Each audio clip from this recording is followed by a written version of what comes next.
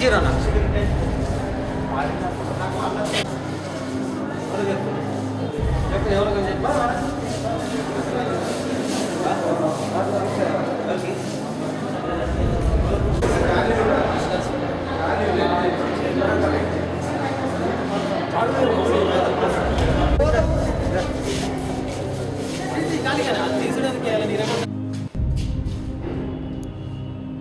ఇప్పుడు ఎవరిది లోపం ఉండొచ్చు?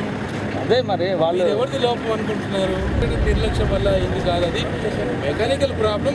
మెకానికల్